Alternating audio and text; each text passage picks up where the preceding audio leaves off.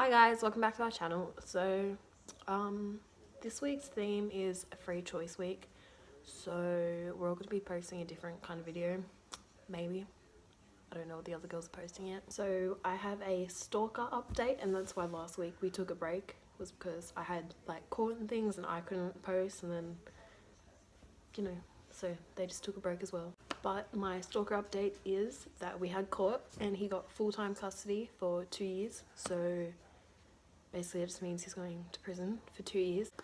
Okay, so this week I'm going to be talking about a unsolved crime because I find these really interesting and these are like some of my favourite videos to watch on YouTube. So I'm going to be talking about the original Night Stalker. He was believed to have started as a burglar and then later moved into raping women. He would stalk middle-class neighbours looking for single women who lived in single-storey homes that were located near schools or creeks or just like open spaces. He was also known to call his victims before or after the attack, either just hanging out or pretending to have the wrong number, or sometimes he would threaten them. Although he originally targeted women, he also later on started to target couples. He would often bound his victims with items that he had brought himself, and he would either blindfold or gag them with cut-up towels from the occupant's house. The female victims were usually made to tie up the males with bootlaces before being tied up themselves. Sometimes they were bounded so tightly that it took hours after they were untied before they could get feeling back in their hands. He would then separate the couples and he would make the male victim lie on his stomach and put dishes on the back of him, and he would say that if he heard the dishes rattle at all, he would kill everyone that was in the house. He would sometimes spend hours in his victims' homes, going through closets and drawers, eating food in their kitchen, and then coming back again to threaten them even more. He was believed to use a bicycle to travel to and from his car, and he would usually rely on parks and open spaces and things so he could get away without being seen on the streets. On December 30th, 1979, Dr. Robert Offerman and Dr. Deborah Alexandra Manning were found shot dead at Offerman's condominium on Avenida Paquina in Goleta. I just looked at my laptop for that one because that was a really confusing name.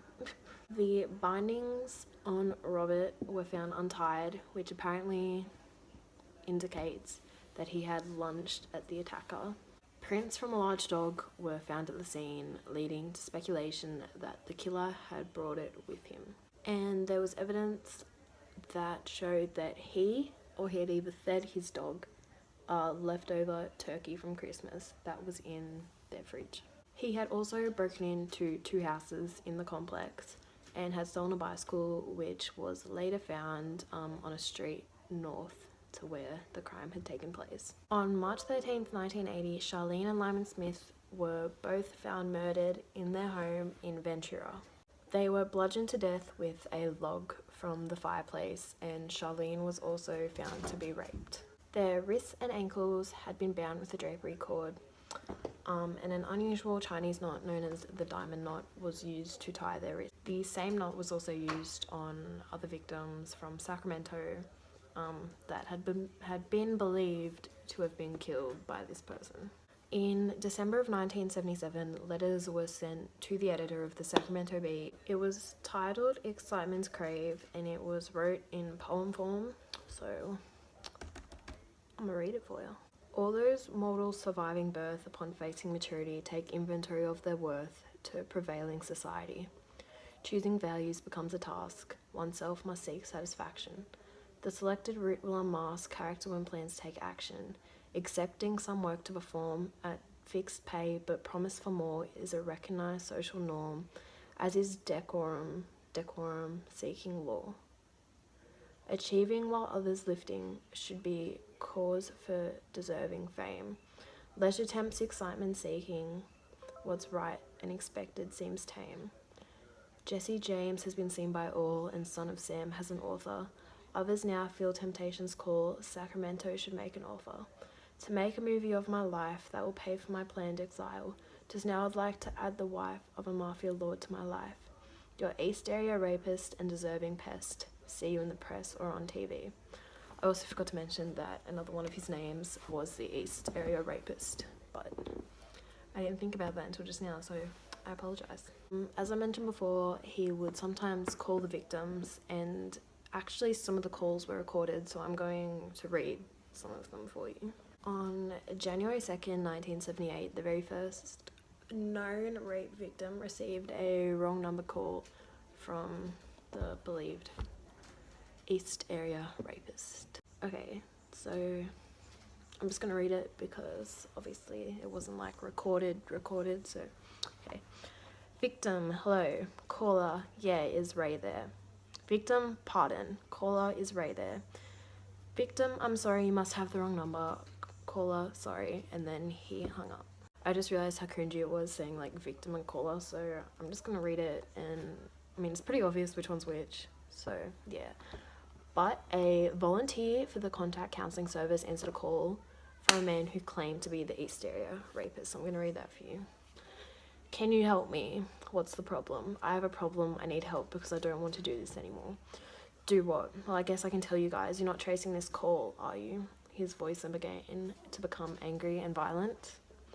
No, we are not tracing any calls. I'm the East Side Rapist and I feel the urge coming on to do this again. I don't want to do it, but then I do. Is there anyone that can help me? I don't want to hurt these women or their husbands anymore. The voice was pleading, but then became violent again. Are you tracing this call? We are not tracing this call. Do you want a counsellor? No, I've been to counselling all my life. I was in Stockton State Hospital. I shouldn't tell you that. I guess I can trust you guys. Apparently his voice then became normal and then went angry again. Are you tracing this call? No, we are not tracing the call. Apparently then he got very angry and then said that he believed that they were tracing the call, which is like pretty bipolar if you ask me. This is so unprofessional because I'm literally reading off my laptop as I talk about this, but now I'm going to talk about his psychological profile. He was believed to be a white male who dressed well and would not stand out in upscale neighbourhoods, drove a well-maintained car, and had the emotional age of 26 to 30 at the time that the crimes were committed. He engaged in deviant, paraphilic behaviour and brutal sex in his personal life and may have engaged in sex with prostitutes. He had a criminal record as a teenager that was expunged, had some knowledge of police investigative methods and evidence-gathering techniques. He had some means of income but did not work in the early morning hours, hated women for real or perceived wrongs, and if married, had a submissive spouse who tolerated his sexually deviant behaviour. He liked and/or worked in Ventura, California in 1980, and he peeped into the windows of many potential victims who were not attacked. Possibly unmarried and did not enter into long-term relationships, sexually functional and capable of ejaculation with consisting and non-consisting. Wait, I said that wrong. I meant consenting and non-consenting partners. Was in good physical condition, would appear harmless, would continue committing violent crimes until incapacitated.